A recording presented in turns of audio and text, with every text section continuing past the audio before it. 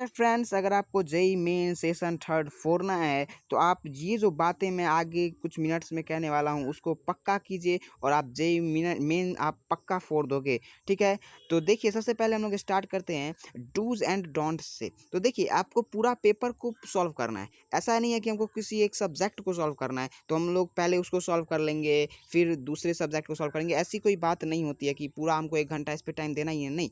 हो सकता है कोई जो है वो आप जिससे पढ़ के गए हैं उससे क्वेश्चन नहीं आए और बाकी किसी सब्जेक्ट में आ जाए, तो फिर आपको क्या करना है, आपको पूरे पेपर को सॉल्व करना होता है ताकि आपको इतने मार्क्स आ जाएं कि आपका सिलेक्शन हो जाए। ठीक है, तो इसलिए आपको पूरे पेपर को आपको एक सॉल्व करना होता है। ये मोटिव लेके चलिए, ऐसा नहीं कि हमको किसी ये सब्जेक्ट पे इतना ध्यान देना ही है, ये सब्जेक्ट पे हमको 1 घंटा देना ही है तभी जो है सो मैं अब केमिस्ट्री के बाद मैं मैथ्स पे जाऊंगा, ऐसा कुछ नहीं करना है। फिर हम लोग बी पे देखते हैं कि किसी भी एक पार्ट पे, जैसे मैंने कहा कि एक सब्जेक्ट पे ऐसा नहीं है कि 1 घंटा करना है, ये नहीं क्वेश्चन हो रहे हैं तो आप दूसरे पार्ट पे जाइए या किसी क्वेश्चन पे नहीं स्किप करिए। जैसे ही आपसे नहीं हो तो क्या करना है, स्किप करना है, स्किप करना है क्वेश्चन को। ठीक है, इससे आपका क्या होगा कि माइंड बूस्ट होगा। अगर क्वेश्चन सॉल्व होते रहेंगे तो नहीं होगा तो उसको आगे बढ़िए, नहीं तो फ्रस्ट्रेशन हो जाएगा अगर आप उसी पे रखेंगे और टाइम भी वेस्ट होगा। आपसे बड़ा मूर्ख फिर कोई होगा नहीं।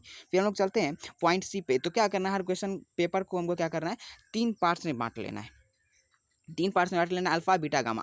अल्फा वो होगा जो आपने ऐसे ही क्वेश्चन देखा और आपने उसका सटाक से आंसर किया और उसमें टिक मार के आप आगे बढ़ गए, 7 नेक्स्ट कर दिया तो उसको अल्फा, वो अल्फा क्वेश्चन हो गया। बीटा वो जिसमें आपको क्या लगेगा कि थोड़ा सा टाइम लगेगा सॉल्व करने के लिए, वो आपको आ रहा है, वो आप पक्का कर लोगे लेकिन थोड़ा सा कैलकुलेशन करना होगा या कुछ याद करना होगा कि यहाँ पे क्या था, तो वो बीटा क्वेश्चन हो गया। थोड़ा सा टाइम लगेगा लेकिन पक्का सॉल्व हो जाएगा। और गामा होता है जो आपने पढ़ा ही नहीं है ना, तो वो सॉल्व नहीं हो सकता या थोड़ा सा ज़्यादा कैलकुलेशन करना पड़ेगा, तो उसको हम लोग गाँव में रखते हैं।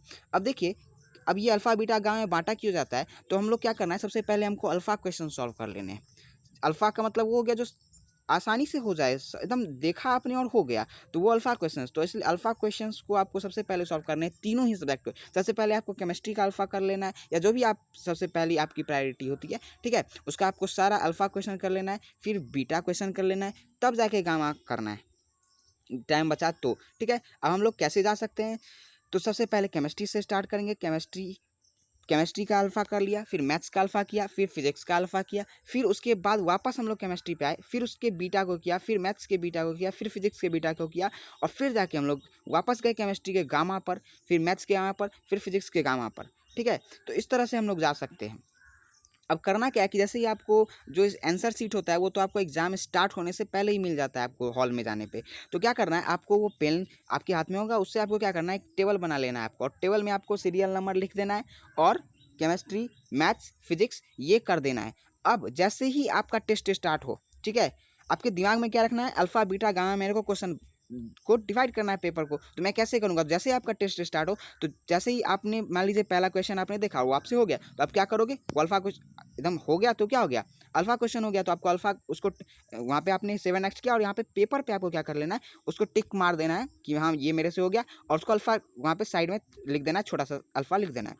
फिर इसी तरह से जो होते गए उसको अल्फा लिख देना है, जो नहीं हुआ मैंने कहा ही कि फिर आपको देखने से ही पता चल जाएगा कि कौन सा बीटा है कौन सा गामा है। ठीक है, वो आपको कर लेना है। अब हम लोग देखते हैं कि अगर आपको कोई क्वेश्चन ऐसा लगे कि वो क्या है, इसमें से 2 ऑप्शन ऐसे हैं जो पक्का नहीं होंगे, उसको मैं एलिमिनेट कर देता हूँ, लेकिन इस 2 ऑप्शन में मेरे को कन्फ्यूज़न है कि या तो ए होगा या डी होगा मान लीजिए। ठीक है, तो आपको क्या करना है कि वो आपको उस टेबल में लिख देना है कि ये ए और डी ही मेरे को देखना है, ताकि आप जब वापस उस क्वेश्चन पे आएँ, ठीक है, तो आप ए और डी ऑप्शन में से ही कंक्लूड करें, आपको बी और सी को देखना ही नहीं पड़ेगा, वो आपका टाइम बहुत बचाएगा। ठीक है, तो अगर आप ऑप्शन से एलिमिनेट करते हो तो आपको वहाँ पे लिख देना पड़ेगा कि ये ऑप्शंस जो हैं वो पक्का इसी दोनों में से कोई एक होगा। ठीक है, इतना आप कर सकते हो। उसके बाद देखिए, तो सारे अल्फा क्वेश्चंस को सॉल्व करने के लिए डायरेक्टली अब क्या करना है कि आपको फिर वापस जब आप केमिस्ट्री, मैथ्स, फिजिक्स का अल्फा किया आपने, फिर बीटा किया, फिर गामा किया, तो आपको करना क्या है कि अल्फा क्वेश्चन जब आपने कर लिए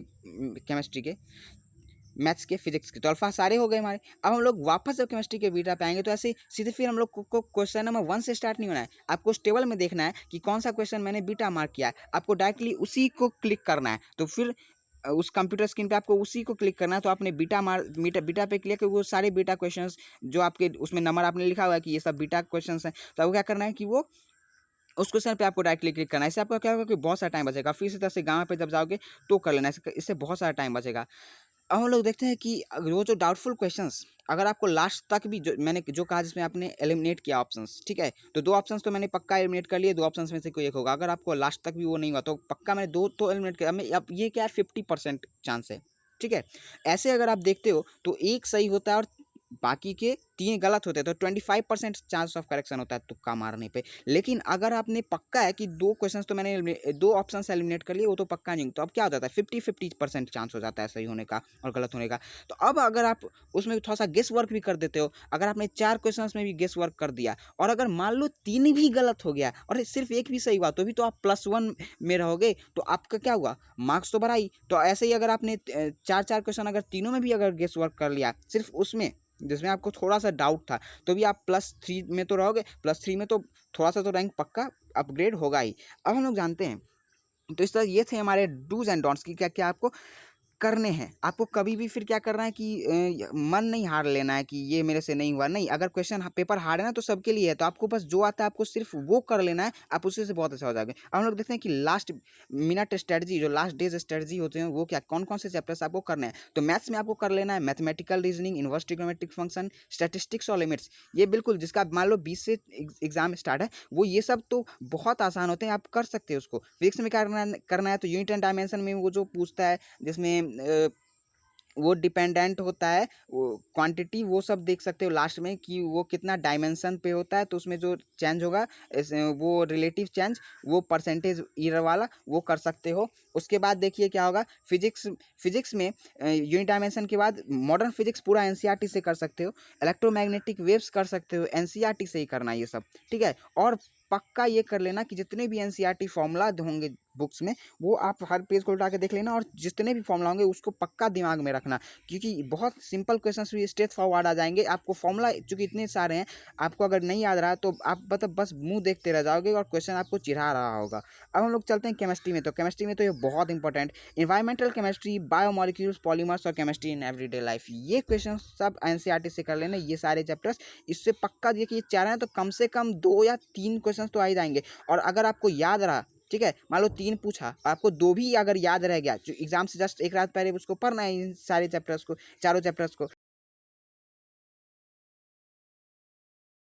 तो आप इसको छोड़ने वाले थे, है ना, क्योंकि ठीक है याद नहीं होगा, लेकिन ऐसा कुछ करना नहीं है। एक रात पहले आप इसको आराम से एक बार देख सकते हो, थोड़ा सा तो याद रहेगा ही। तो 4 अगर 3 क्वेश्चन पूछे तो आप आराम से 2 तो कम से कम जवाब दे ही सकते हो, अच्छे से याद करोगे तो ये थे लास्ट के चैप्टर्स।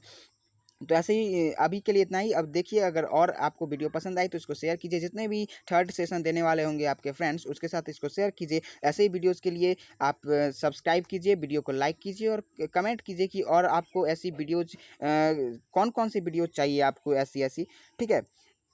और आपको एक बात और बता दूं कि अभी आप जिसको जैसा 20-20 को इसका एग्जाम है, वो अभी टेस्ट बिल्कुल नहीं दे, क्योंकि जो टेस्ट होते हैं ना, आप कोई सा भी टेस्ट सीरीज लेते हो, तो उसमें क्या होता है कि वो जो टेस्ट होते हैं वो इक्विवेलेंट नहीं होते हैं, कोई बहुत आसान होता है और कोई थोड़ा सा टफ होता है। तो अगर आपको अभी अगर टफ वाला हो गया और आपने आपकी फिर कॉन्फिडेंस डाउन हो सकती है, अगर आप इनका टेस्ट थोड़ा सा बेकार चला गया तो, ठीक है। तो वो चीज़ अभी आपको नहीं करना है, अभी बस यही सब करना है जो मैंने बताया, ये सब चैप्टर्स, ये सब फॉर्मूला बस याद करते रहना है, ठीक है, दिमाग में चलाते रहना है कि क्या होगा, क्या कॉन्सेप्ट को रिवाइज करते रहना है, यही सब लास्ट मिनट स्ट्रेटजी है, ठीक है। और आपको बिल्कुल भी अभी टेस्ट नहीं देना, जिसका 20 को एग्जाम है, 22 को एग्जाम है, 27 वाला एक टेस्ट अभी भी दे सकता है, ठीक है।